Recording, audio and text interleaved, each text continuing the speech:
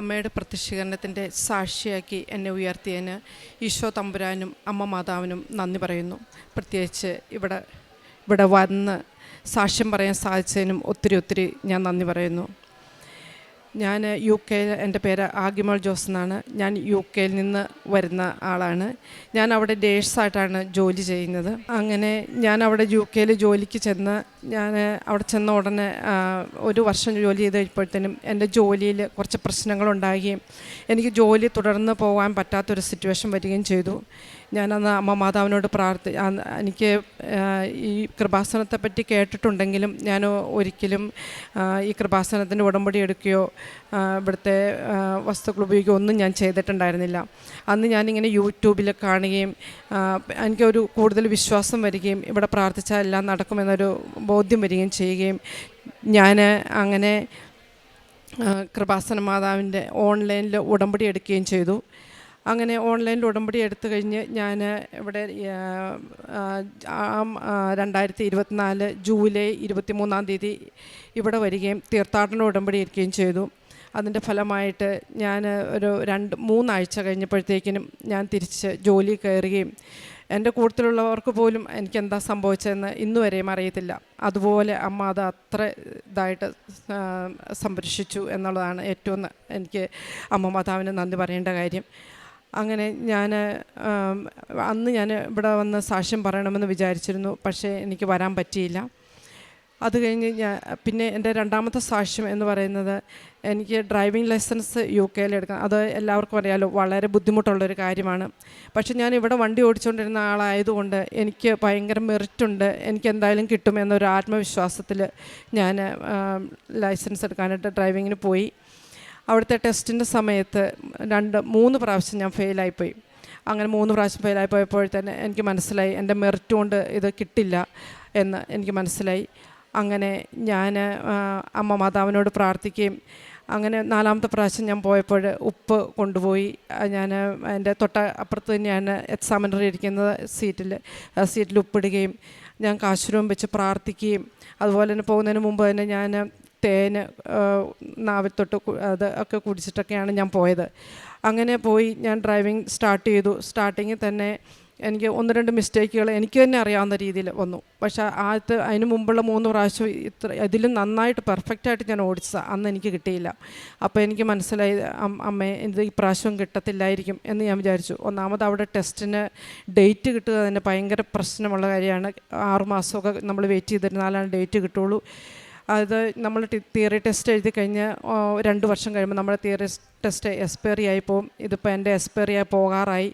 അപ്പോൾ ഞാനിതെല്ലാം പറഞ്ഞ് ഞാനിങ്ങനെ ഡ്രൈവ് ചെയ്യുന്നുണ്ടെങ്കിൽ ഞാനിങ്ങനെ അമ്മ മാതാവിനോട് പ്രാർത്ഥിക്കുകയാണ്, ഇപ്രാവശ്യം എനിക്ക് എങ്ങനെയെങ്കിലും ഒന്ന് തന്നേക്കണേ, ഇനി ഞാൻ ഒന്നേന്ന് തുടങ്ങേണ്ട അവസ്ഥയാണ് അമ്മേ. ഇത് എനിക്ക് കിട്ടിക്കഴിഞ്ഞാൽ ഞാനിവിടെ ഒന്ന് സാക്ഷ്യം പറഞ്ഞേക്കാം, ഇത് കിട്ടിയാൽ തന്നെ അമ്മ തന്നെയാണ് തന്നതെന്ന് ഞാൻ പൂർണ്ണമായിട്ട് വിശ്വസിക്കുന്നു എന്ന് പറഞ്ഞുകൊണ്ട് ഞാൻ ആ ഡ്രൈവിങ് പൂർത്തിയാക്കി. അങ്ങനെ ഞാൻ കഴിഞ്ഞപ്പോൾ തന്നെ എക്സാമിനർ എന്നോട് പറഞ്ഞു, നീ പാസ്സായെന്ന്. എനിക്ക് ഒട്ടും അതങ്ങ് വിശ്വസിക്കാനേ പറ്റുന്നില്ലായിരുന്നു. അപ്പോൾ എന്നോട് പറഞ്ഞു, സേഫായിട്ടൊക്കെ ഓടിക്കുക, നീ പാസ്സായി എന്ന് പറഞ്ഞ് പേപ്പർ എനിക്ക് എടുത്തു തന്നു. പിന്നെ എൻ്റെ 3ാമത്തെ സാക്ഷ്യം എന്ന് പറയാനുള്ളത്, ഞാൻ ചെന്ന കാലം മുതൽ എനിക്ക് എമർജൻസി ഡിപ്പാർട്ട്മെൻറ്റിലായിരുന്നു എനിക്ക് എക്സ്പീരിയൻസ്. അപ്പോൾ അന്നു മുതലേ ഞാൻ അവരോട് റിക്വസ്റ്റ് ചെയ്തു എനിക്ക് എമർജൻസി ഡിപ്പാർട്ട്മെൻറ്റ് തരാമോ എന്ന്. പക്ഷേ അവിടുന്ന് എനിക്ക് അത് തന്നില്ല. അപ്പോൾ പിന്നെ ഞാൻ സത്യത്തേക്കും പറഞ്ഞാൽ ഞാൻ പിന്നെ അതിനെപ്പറ്റി അധികം അങ്ങ് വറീഡായില്ല. എനിക്ക് കിട്ടിയത് റെസ്പിറേറ്ററി ഡിപ്പാർട്ട്മെൻ്റ് ആയിരുന്നു. അങ്ങനെ റെസ്പിറേറ്ററി ഡിപ്പാർട്ട്മെൻറ്റിൽ ഞാൻ അഡ്ജസ്റ്റ് ചെയ്ത് ജോലിയൊക്കെ ചെയ്തു പോകുന്ന അവിടുത്തെ കാര്യങ്ങളെല്ലാം പഠിച്ചു. അങ്ങനെ ഞാൻ ജോലി ചെയ്ത് പോരുന്ന കാലഘട്ടങ്ങളിൽ പെട്ടെന്ന് ആ ഡിപ്പാർട്ട്മെൻറ്റ് ക്ലോസ് ചെയ്യാൻ പോകാമെന്ന് പറയുകയും അത് വേറൊരു വാർഡായിട്ട് മെർജ് ചെയ്യാൻ പോകാമെന്ന് പറയുകയും ചെയ്തു. അപ്പോൾ ഞങ്ങളുടെ വാർഡ് മാനേജർ പറഞ്ഞു, നിങ്ങൾക്ക് വേറെ ഏതെങ്കിലും ഡിപ്പാർട്ട്മെൻറ്റിലേക്ക് ജോലിക്ക് അപ്ലൈ ചെയ്യണമെന്ന് പറഞ്ഞു. അപ്പോൾ എന്നോട് പെട്ടെന്ന് വന്ന് പറയുകയാണ്, ED ഡിപ്പാർട്ട്മെൻറ്റിൽ ഇപ്പോൾ വേക്കൻസി ഉണ്ട്, നിനക്ക് അവിടെ കൊടുക്കാമെന്ന്. അങ്ങനെ ഞാൻ എമർജൻസി ഡിപ്പാർട്ട്മെൻറ്റിൽ അപ്ലൈ ചെയ്യുകയും അപ്ലൈ ചെയ്യുന്ന സമയത്ത് മാതാവിൻ്റെ എണ്ണയും ഉപ്പും ഒക്കെ ഇട്ട് ഞാൻ പ്രാർത്ഥിച്ചു. എന്നിട്ട് ഞാൻ ഒത്തിരി കാലം മുമ്പേ ഞാൻ ആഗ്രഹിച്ചിരുന്നതായിരുന്നു. പിന്നെ ഞാൻ ഇടക്കാലം കൊണ്ട് ഞാനത് കിട്ടാവുന്നപ്പോൾ എൻ്റെ നന്മയ്ക്കാണെന്ന് വിചാരിച്ച് അതിനെപ്പറ്റി പിന്നെ ഞാൻ ചിന്തിച്ചില്ല. അങ്ങനെ അമ്മ മാതാവ് അപ്രതീക്ഷിതമായിട്ട് എനിക്ക് എമർജൻസി ഡിപ്പാർട്ട്മെൻറ്റ് തരികയും ഞാനിപ്പം എമർജൻസി ഡിപ്പാർട്ട്മെൻറ്റ് ജോലി ചെയ്യുകയും വളരെ സന്തോഷത്തോടു കൂടി പോവുകയും ചെയ്യുന്നു. പിന്നെ എനിക്ക് കിട്ടിയ വേറൊരു അനുഗ്രഹം എന്ന് പറഞ്ഞു കഴിഞ്ഞാൽ, ഞങ്ങൾക്ക് അവിടെ ഒരു വീട് മേടിക്കണമെന്ന് ആഗ്രഹിച്ചു. ഞങ്ങളങ്ങനെ ഒരു വീടിന് എല്ലാ പൈസയും എല്ലാം കൊടുത്ത് എല്ലാ പേപ്പർ വർക്കുകളെല്ലാം ചെയ്തു. പേപ്പർ വർക്കുകളെല്ലാം കംപ്ലീറ്റായി കഴിഞ്ഞ് കഴിഞ്ഞപ്പോൾ അറിയുന്നു അവിടുന്ന് തരാനുള്ള ആളുടെ ഭാഗത്ത് എന്തോ പേപ്പർ വർക്കിൽ മിസ്റ്റേക്കാണ്. ഞങ്ങളുടെ പേപ്പർ വർക്കുകൾ ഒരു 6 മാസത്തോളം എടുത്താണ് കംപ്ലീറ്റ് ആക്കിയത്. അങ്ങനെ അതെല്ലാം കഴിഞ്ഞ് കഴിഞ്ഞപ്പോഴത്തേക്കിനും അങ്ങനെ ഒരു പ്രശ്നം വന്നു. അവരെന്ന് കീ തരുമെന്ന് പറയാത്തൊരു സിറ്റുവേഷൻ വന്നു. അപ്പോൾ അങ്ങനെ വന്നു കഴിഞ്ഞപ്പോഴത്തേക്കിനും ഞങ്ങൾ തന്നെ അത് വേണ്ട എന്ന് വെക്കുകയും ചെയ്തു. അപ്പോൾ ഒരു വീട് എന്നൊരാഗ്രഹം വെച്ച് ഞാനിങ്ങനെ അമ്മ മാതാവിനോട് പറഞ്ഞു, അമ്മേ ആ വീടിങ്ങനെ പോയല്ലോ. അപ്പോൾ എല്ലാവരും ചോദിക്കും, വീട് അത് മാറാറായില്ലേ, കിട്ടിയില്ലേ? അങ്ങനെ എല്ലാവർക്കും അറിയാമായിരുന്നു ഒരു വീടിങ്ങനെ ഓക്കെ ആയിരിക്കുമായിരുന്നെന്ന്. അപ്പോൾ അങ്ങനെ എല്ലാവരും ചോദിക്കുന്നു, അമ്മേ ഞാൻ എന്താ ചെയ്യണ്ടേ എന്ന് മാത്രം ഞാൻ ചോദിച്ചു. അപ്പോൾ അങ്ങനെ ഇരിക്കുന്ന ഒരു മാസത്തിനുള്ളിൽ ഞങ്ങൾക്ക് വേറൊരു അതിനേലും നല്ലൊരു, നേരത്തെ ഒരു സെമി ഡിറ്റാച്ച്ഡ് ഹൗസായിരുന്നു, ഇപ്പോൾ ഒരു ഡിറ്റാച്ച്ഡ് ഹൗസ്, നല്ലൊരു വീട് ഞങ്ങൾക്ക് അമ്മ മാതാവ് കാണിച്ചു തന്നു. അപ്പോൾ കാണാനായിട്ട് ഞങ്ങൾ പോയപ്പോൾ ഞാൻ അവിടെ ഉപ്പൊക്കെ ഇട്ട് കയറി ചെല്ലുന്ന വാതക്കത്തിന് ഉപ്പിട്ട് പ്രാർത്ഥിച്ചു, അമ്മേ ഇത് ഞങ്ങൾക്ക് നല്ലൊരു വീടാണെങ്കിൽ, അമ്മ തരുന്നൊരു വീടാണെങ്കിൽ ഞങ്ങൾക്ക് തരണേ എന്ന് പ്രാർത്ഥിച്ചു. അങ്ങനെ ആ വീടിൻ്റെ പേപ്പർ വർക്കുകൾ വിതിൻ 3 months ഞങ്ങൾക്ക് കംപ്ലീറ്റ് ചെയ്യാൻ പറ്റി. പക്ഷേ അതിനിടയ്ക്കൊക്കെ ഒത്തിരിയേറെ പ്രശ്നങ്ങളൊക്കെ എൻ്റെ ജീവിതത്തിൽ ഉണ്ടായിട്ടുണ്ട്. പക്ഷേ ഇപ്പോഴത്തെ എൻ്റെ സിറ്റുവേഷനിൽ എനിക്ക് എന്ത് പ്രശ്നം വന്നാലും എനിക്കൊരു മനസ്സിനങ്ങനെ ഒരു വിഷമമോ വേദനയൊന്നും വരില്ല. മെയിൻ പ്രശ്നം എന്ന് പറഞ്ഞാൽ എൻ്റെ ഹസ്ബൻഡിൻ്റെ 2 പിള്ളേരുടെയും ജോലി ആ സമയത്ത് നഷ്ടപ്പെട്ടു. ആ സമയത്താണെങ്കിൽ അതുപോലെ തന്നെ എനിക്ക് ഈ വീട് എൻ്റെ മോർഗേജ് ചെയ്യണമെങ്കിൽ എൻ്റെ തന്നെ മോർഗേജ് കൊണ്ട് നടക്കത്തില്ലായിരുന്നു. പക്ഷേ എനിക്കറിയില്ല, അമ്മ മാതാവ് അതല്ല എൻ്റെ തന്നെ ഇതുകൊണ്ട് എല്ലാം നടത്തി തന്നു. അങ്ങനെ ആ വീട്ടിലേക്ക് ഞങ്ങൾ മെയ് 19 കയറി. അതിൻ്റെ ആദ്യം തന്നെ ഞാൻ ചെയ്തത് ഒരു പ്രയർ റൂം സെറ്റ് ചെയ്യുക എന്നായിരുന്നു. അവിടെ ഞങ്ങൾ പ്രയർ റൂം സെറ്റ് ചെയ്തു. ഇവിടെ നിന്ന് ഞാൻ മാതാവിൻ്റെ ഒരു സ്റ്റാച്ചു കൊണ്ടുപോയിട്ടുണ്ടായിരുന്നു, അതവിടെ വെച്ചു. അങ്ങനെ ആ വീട് ഞങ്ങൾക്ക് മനോഹരമായിട്ടുള്ളൊരു വീട്, നേരത്തെ കഴിഞ്ഞ് നല്ലൊരു വീട് അമ്മ മാതാവ് വളരെ സമയച്ചുരുക്കത്തോടു കൂടി ഞങ്ങൾക്കത് ചെയ്തു തന്നു. പിന്നെ ഞാൻ ചെയ്യുന്ന പ്രാർത്ഥന എൻ്റെ രീതികൾ എന്ന് പറഞ്ഞു കഴിഞ്ഞാൽ, ഇപ്പോൾ ഞാൻ അമ്മയിലേക്ക് ഒത്തിരിയേറെ അടുത്തു. പണ്ട് മുതലേ ഞങ്ങൾ വിശ്വാസമുള്ളൊരു കുടുംബമായിരുന്നു. ഞാൻ നെടിശാല ഇടവകയായിരുന്നു. അമ്മയോട് തന്നെ ഒത്തിരി പ്രാർത്ഥിക്കുന്നു. എൻ്റെ കുടുംബമാണെങ്കിലും രാവിലെ 5 മണിക്ക് എണീറ്റ് ഞങ്ങൾ കൊന്തയിലും വൈകുന്നേരവും കൊന്തയിലും പ്രാർത്ഥിക്കും. എൻ്റെ പപ്പയും മമ്മിയാണെങ്കിലും ഭയങ്കര പ്രാർത്ഥനയുള്ള ആൾക്കാരായിരുന്നു. അപ്പോൾ അതുകൊണ്ട് ഞങ്ങൾ 3 പെൺപിള്ളേരെ, ഞങ്ങൾ 3 പേരും ഭയങ്കര പ്രാർത്ഥനാ ജീവിതത്തിൽ ജീവിക്കുന്ന ആൾക്കാരായിരുന്നു. കൊന്തയൊക്കെ ചൊല്ലി മാതാവിനോട് പ്രാർത്ഥിക്കുന്നവരായിരുന്നു. ആ പ്രാർത്ഥന തുടർന്നും പോയിക്കൊണ്ടിരിക്കുന്നു. പക്ഷേ ഇപ്പോൾ കൂടുതൽ അമ്മയിലേക്ക് അടുക്കുകയും അമ്മയെ ഞാൻ ഓരോ നിസ്സാര കാര്യത്തിലും ചെറിയ കാര്യം ചെയ്യുമ്പോൾ പോലും അമ്മയെ കൂട്ടി കൊണ്ടുവന്നാണ് ഞാൻ ചെയ്തുകൊണ്ട് പോകുന്നത്.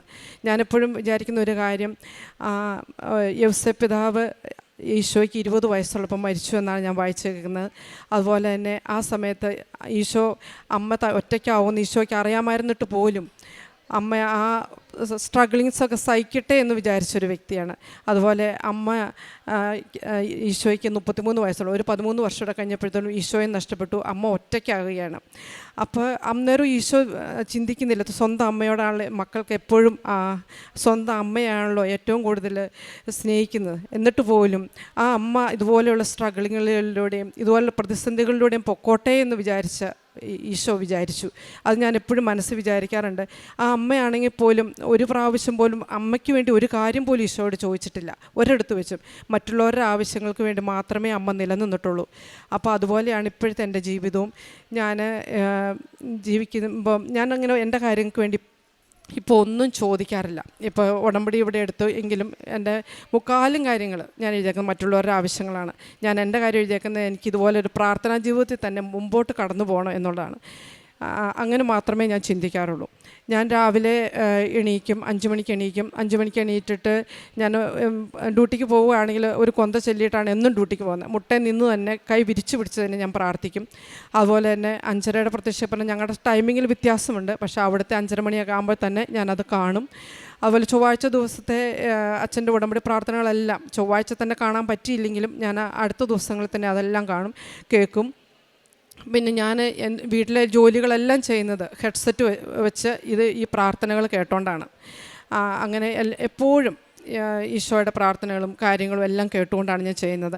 പിന്നെ ഞങ്ങളവിടെ എല്ലാ ഫസ്റ്റ് ഫ്രൈഡേ ഒരു റോസറി വാക്കുണ്ട്, ഒരു 4 കിലോമീറ്ററോളം ഞങ്ങൾ നടക്കും, റോസറി ചൊല്ലിക്കൊണ്ടാണ് ഞങ്ങൾ പോകുന്നത്. അത് കഴിഞ്ഞ് അവിടെ അടുത്തൊരു പള്ളിയുണ്ട്, ആ പള്ളിയിൽ പോയി ആരാധനയും കൂടി കുർബാനയും കഴിഞ്ഞിട്ടാണ് ഞങ്ങൾ പോരുന്നത്. പിന്നെ ബൈബിൾ വായിക്കുന്നതാണെങ്കിലും ഞാൻ അങ്ങനെ കൃത്യം അരമണിക്കൂർ ഇരുന്നങ്ങനെ എപ്പോഴും എനിക്ക് വായിക്കാൻ പറ്റും. അപ്പോൾ ഞാൻ പല സമയങ്ങളിലായിട്ട് എനിക്ക് കിട്ടുന്ന സമയങ്ങളിലൊക്കെ അങ്ങനെ ഇരുന്ന് വായിക്കും. പിന്നെ ചുമ്മാ ഇരിക്കുന്ന സമയത്തൊന്നും ഞാൻ വേറെ ഒരു ചിന്തകളും കാണാറില്ല. എനിക്ക് ഫേസ്ബുക്കോ ഇൻസ്റ്റാഗ്രാമോ അങ്ങനത്തെ ഒരു സംഭവങ്ങളും എനിക്കില്ല, എൻ്റേതായിട്ടില്ല. അപ്പം ഞാൻ അങ്ങനെയൊന്നും സമയം കളയാൻ എനിക്ക് താല്പര്യവുമില്ല. അപ്പോൾ ടി വിയും കാണുന്നത് വളരെ കുറച്ച്, വല്ല ന്യൂസോ അങ്ങനെ വല്ല അങ്ങോട്ട് നടന്നു പോകുന്ന സമയത്ത് അങ്ങനെ കണ്ടെങ്കിലായി, അത്രേ ഉള്ളൂ, അങ്ങനെ കാണാറുള്ളൂ. അപ്പോൾ ഞാൻ ഇങ്ങനെ വാട്സപ്പിലോ അങ്ങനെ മൊബൈലൊന്നും കണ്ട് ഞാൻ സമയം കളയാം. മൊബൈൽ കാണുവാണെങ്കിൽ തന്നെ ഇങ്ങനെ യൂട്യൂബ് കാര്യങ്ങൾ ഒക്കെ അങ്ങനെയൊക്കെയാണ് കൂടുതലും. യൂട്യൂബിലെ ഇങ്ങനത്തെ ഉള്ള സ്പീച്ചുകൾ കാര്യങ്ങളാണ് ഞാൻ കൂടുതലായിട്ടും കാണാറുള്ളത്. പിന്നെ ചുമ്മാ വണ്ടിയിലൊക്കെ പോകുമ്പോഴാണെങ്കിലും അങ്ങനെ ഞാൻ സമയം വെറുതെ ചിലവഴിക്കാറില്ല. അപ്പോഴൊക്കെ ഞാൻ കൊന്തയെല്ലുകയാണ് ചെയ്യുന്നത്. കയ്യിൽ പിടിച്ച് കൊന്തയെല്ലും. ചിലപ്പോൾ ഞാൻ ഉറങ്ങിപ്പോകും, പക്ഷേ എണീറ്റിരിക്കുമ്പോൾ വീണ്ടും ഞാൻ കൊന്തയെല്ലും. അങ്ങനെ ചൊല്ലിക്കൊണ്ടാണ് ഞാൻ എപ്പോഴും നടക്കുന്നത്.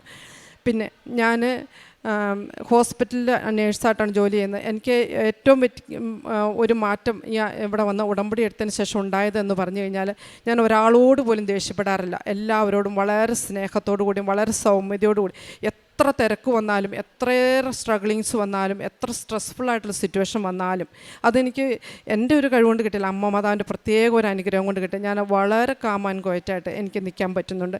ഞാൻ എല്ലാ രോഗികളും വളരെ സൗമ്യത, അവിടെയൊക്കെ ഞാൻ എമർജൻസി ഡിപ്പാർട്ട്മെൻറ്റ് ഭയങ്കര തിരക്കാണ്.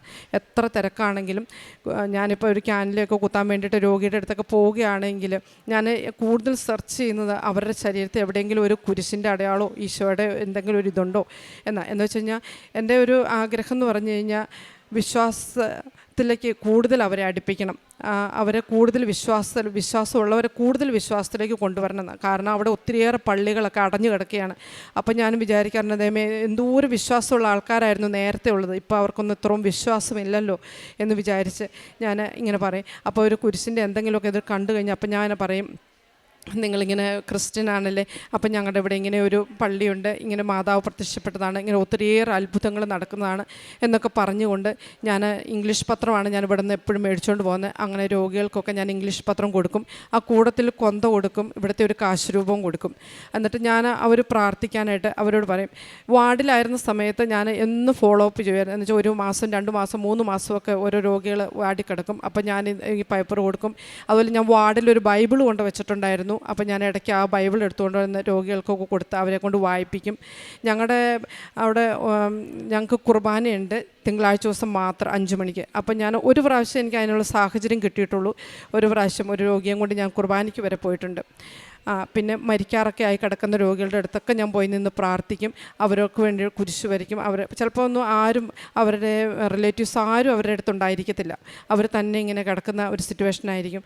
അപ്പോൾ അവിടെ ആ സമയത്തൊക്കെ നമുക്ക് ഒത്തിരി തിരക്കാണ്. തിരക്കിൻ്റെ ഇടയിൽ ഞാൻ കിട്ടുന്ന സമയത്തെല്ലാം ഞാൻ ഇങ്ങനെ പോയി പ്രാർത്ഥിക്കുകയും ഇങ്ങനെ എല്ലാം ചെയ്യുകയും ഒക്കെ ചെയ്യുമായിരുന്നു. കാരുണ്യ പ്രവൃത്തികൾ എന്ന് പറഞ്ഞു കഴിഞ്ഞാൽ ഞാൻ വേറെ ചെയ്യുന്നതെന്ന് പറഞ്ഞു കഴിഞ്ഞാൽ, ഞങ്ങൾ ഒരു 5-6 പേരുണ്ട് ഇവിടെ കൃപാസനത്തിൽ വന്ന ഉടമ്പടി എടുത്തവർ. അവർ 5-6 പേര് കൂടി ഞങ്ങൾ പൈസ കളക്ട് ചെയ്ത് ആവശ്യമുള്ള നീഡഡ് ആയിട്ടുള്ള ആൾക്കാർക്ക് കണ്ടുപിടിച്ച് ഓരോ മാസവും ഞങ്ങൾ അയച്ചു കൊടുക്കുന്നുണ്ട്. അങ്ങനെ ഓരോ പ്രാവശ്യം അയച്ചു കൊടുത്ത് നിൽക്കുന്നു. പിന്നെ പള്ളിയിലെ ക്ലീനിങ് അങ്ങനത്തെ കാര്യങ്ങളിലൊക്കെ ഞങ്ങൾ എല്ലാവരും മുൻ നിന്ന് ഒരു 4ാമത്തെ ശനിയാഴ്ച ഞങ്ങളുടെ ഡ്യൂട്ടിയുടെ ഇതനുസരിച്ച് ഞങ്ങൾ വന്ന് ചെയ്യുന്നുണ്ട്. ഇതൊക്കെയാണ് ഞങ്ങൾ കാരുണ്യപ്രവർത്തികളായിട്ടൊക്കെ ഞങ്ങൾ ചെയ്യുന്ന കാര്യങ്ങൾ. ഇത്രയും ഏറ്റവും കൂടുതൽ എനിക്ക് പറയാനുള്ളത് ഈശോ അമ്മയോട് ഒന്നിച്ചുള്ളൊരു ജീവിതമാണ്. ഞാൻ പറഞ്ഞു കഴിഞ്ഞാൽ ഓരോ ചെറിയ കാര്യം ഞാൻ പറഞ്ഞല്ലോ, ഞാൻ ഡ്യൂട്ടിയിലായിരിക്കും, ക്യാനിൽ കുത്താൻ പോകുമ്പോഴാണേലും ഒരു രോഗിയുടെ അടുത്തോട്ട് പോകുമ്പോഴാണെങ്കിലും ഞാൻ അമ്മേനും കൂട്ടിക്കൊണ്ടാണ് പോകുന്നത്. അപ്പോൾ ഞാനൊരു രോഗിയുടെ അടുത്ത് നിന്ന് അമ്മയെപ്പറ്റി എന്തെങ്കിലുമൊക്കെ പറയുമ്പോൾ അവർക്ക് ഇഷ്ടപ്പെട്ടില്ലെങ്കിൽ അപ്പം ഞാൻ പറയും, അമ്മ കൂട്ടിക്കൊണ്ടാണല്ലോ പോകുന്നത്, എനിക്കൊരു പ്രശ്നമില്ല എന്ന് പറയും. അതുപോലെ എന്ത് പ്രതിസന്ധി വന്നാലും ഇപ്പം എനിക്ക് പറയാനുള്ളതെന്ന് പറഞ്ഞു കഴിഞ്ഞാൽ, കണ്ണും പൂട്ടി അങ്ങ് വിശ്വസിക്കുക, നമ്മൾ എല്ലാം നല്ലതായിട്ട് ചെയ്യുക, ആർക്കും ഒരു ബുദ്ധിമുട്ട് വരുന്ന കാര്യങ്ങൾ ചെയ്യാതിരിക്കുക. ഞാൻ എല്ലാ കാര്യങ്ങളും എല്ലാം 100% എനിക്ക് വിജയിക്കാൻ പറ്റിയെന്ന് ഞാൻ പറയുന്നില്ല. ഇപ്പോൾ എനിക്ക് പറ്റാത്ത കാര്യങ്ങളെന്ന് പറഞ്ഞു കഴിഞ്ഞാൽ ഏറ്റവും കൂടുതൽ ഞാൻ ആരുടെയും കുറ്റം പറയാനോ കുറ്റം കേൾക്കാനോ അതിന് വേണ്ടിയിട്ട് ഞാൻ ചെയ്ത മെയിൻ കാര്യം എന്ന് പറഞ്ഞാൽ ഫോൺ വിളികൾ ഞാൻ ഒത്തിരി കുറച്ചു. അപ്പം ഞാൻ അത്യാവശ്യ കാര്യത്തിന് മാത്രമേ ഞാൻ ഫോൺ വിളിക്കത്തുള്ളൂ. അങ്ങനെ എന്തെങ്കിലും അങ്ങനത്തെ ഒരു പറയുന്നത് കേൾക്കാനോ പറയാനോ ഒന്നും ഇടവരരുതേ എന്നാണ് എൻ്റെ പ്രാർത്ഥന. ഞാൻ എന്നും വീട്ടിൽ നിന്ന് ഇറങ്ങുമ്പോൾ അങ്ങനെ പ്രാർത്ഥിച്ചിട്ട് അമ്മേ ഈ ഇറങ്ങിപ്പോകുന്ന പോലെ തന്നെ എനിക്ക് തിരിച്ച് വീട്ടിലോട്ട് കയറി വരാൻ പറ്റണം എന്ന് വെച്ചാൽ അത്രയും വിശുദ്ധിയോടുകൂടി തന്നെ തിരിച്ച് കയറി വരാൻ പറ്റണം എന്നാണ് ഞാൻ പ്രാർത്ഥിച്ചിട്ട് പോകുന്നത്. പിന്നെ കുമ്പസാരമാണെങ്കിലും കുർബാനയാണെങ്കിൽ എനിക്ക് ഡ്യൂട്ടിയുള്ള ദിവസങ്ങളിൽ മാത്രം ഞാൻ കുർബാനയ്ക്ക് പോകില്ല, ബാക്കി എല്ലാ ദിവസവും ഞാൻ കുർബാനയ്ക്ക് പോകും. ഞാൻ പ്രസ്റ്റൺ എന്ന് പറഞ്ഞൊരു സ്ഥലത്താണ് ജോലി ചെയ്യുന്നത്. അവിടെ എല്ലാ ദിവസവും മലയാളം കുർബാനയുണ്ട്. അതെൻ്റെ ഒരു വലിയൊരു അനുഗ്രഹമാണ്. കാരണം ഞാൻ ഇവിടുന്ന് പോയപ്പോൾ ഞാൻ ഇവിടെ എപ്പോഴും പ്രാർത്ഥിക്കും. ഞാൻ ഇവിടെ എന്നും കുർബാനയ്ക്ക് പോകുമായിരുന്നു. അപ്പോൾ ഞാൻ പക്ഷേ ഒട്ടും മനസ്സുകൊണ്ട് വിചാരിച്ചിരുന്നില്ല എനിക്ക് അങ്ങനെ പ്രാർത്ഥിക്കാനായിട്ട് അവിടെ കുർബാന എന്നും കിട്ടുമെന്ന്. പക്ഷേ എനിക്ക് അവിടെ ചെന്ന് കഴിഞ്ഞപ്പോൾ തമ്പുരാൻ അതും അറേഞ്ച് ചെയ്തു തരുന്നു. എല്ലാ ദിവസവും കുർബാനയുണ്ട്, മലയാളം കുർബാനയുണ്ട്. അതുകൊണ്ട് എനിക്ക് ഡ്യൂട്ടിയില്ലാത്ത എല്ലാ ദിവസവും ഏത് പ്രതികൂല കാലാവസ്ഥയാണെങ്കിലും ഇവൻ നടന്നു പോകണമെങ്കിൽ ഞാൻ നടന്നു 20-30 മിനിറ്റോളം നടക്കാനുണ്ട്. അല്ലെങ്കിൽ വണ്ടിക്ക് കിട്ടുവാണെങ്കിൽ വണ്ടിക്ക് പോവും ഞാൻ. പക്ഷേ കുർബാന ഞാൻ മുടക്കാറില്ല. എന്ത് പനി ആണെങ്കിലും തണുപ്പാണെങ്കിലും കാറ്റാണെങ്കിലും മഴയാണെങ്കിലും ഞാൻ കുർബാന മുടക്കാതെ കുർബാന കാണുകയും കുർബാനയ്ക്ക് കൂടുകയും ചെയ്യും. അതാണ് ഏറ്റവും വലിയ എൻ്റെ ഒരു അനുഗ്രഹമായിട്ട് ഞാൻ കാണുന്നതും. ഇവിടെ എനിക്ക് വരാനും സാക്ഷ്യം പറയുവാനും ഒക്കെ സാധിച്ചതിന് ഒത്തിരിയേറെ അമ്മ മാതാവിനും ഈശോ തമ്പുരാനും ഒത്തിരിയേറെ ഞാൻ നന്ദി പറയുന്നു. തുടർന്നും അമ്മയുടെ ഈ തണലിൽ ഈശോയോട് ചേർന്നുകൊണ്ട് ജീവിക്കണമെന്നാണ് എൻ്റെ ആഗ്രഹം. അത് നടക്കുന്നതിന് വേണ്ടി ഇവിടെ ഇരിക്കുന്ന എല്ലാവരും എനിക്ക് വേണ്ടിയും പ്രാർത്ഥിക്കണം. ഇവിടെ വരുന്ന ഓരോരുത്തർക്കും വേണ്ടിയും ഞാൻ എല്ലാ ദിവസവും പ്രാർത്ഥിക്കാറുണ്ട്, ഇവിടെ അല്ലെങ്കിൽ പോലും.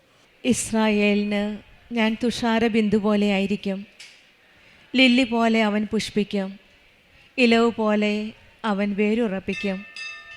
അവന് ഒലിവിൻ്റെ മനോഹാരിതയും ലെബനോൻ്റെ പരിമളവും ഉണ്ടായിരിക്കും. ഹോസിയ പ്രവാചകൻ്റെ പുസ്തകം 14-ാം അധ്യായം 15-5-6 വചനങ്ങളാണ്.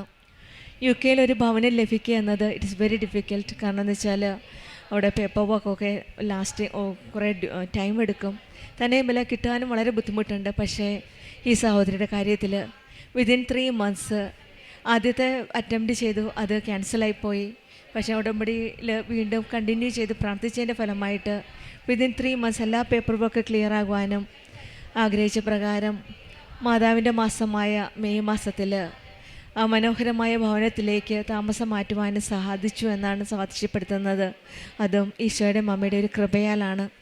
ഈശോയും മമ്മയും നമ്മുടെ കൂടെയുള്ളപ്പോൾ പലപ്പോഴും നമ്മുടെ ജീവിതത്തിൽ വരേണ്ടതായിട്ട് നമുക്ക് തോന്നാം. പക്ഷെങ്കിൽ ഉടമ്പടിയിൽ മക്കളാണെങ്കിൽ ആ വരണ്ട നിലത്ത് നദിയൊഴുക്കുന്ന ആ നിലത്ത് ഇലവ് പോലെ പുഷ്പിക്കുന്ന ഒരു സാഹചര്യം നമ്മുടെ ജീവിതത്തിലേക്ക് ഒരുക്കി തരുന്ന ഒരു ദൈവത്തെയാണ് നമുക്ക് കാണുന്നത്. ജീവിതം വരണ്ടതുപോലെ തോന്നിയാലും ഉടമ്പടിയിൽ നമ്മെ വിശ്വാസത്തിൽ വിരിയിക്കുന്ന ഒരു ദൈവത്തെ നമുക്ക് കണ്ടുമുട്ടാൻ സാധിക്കും.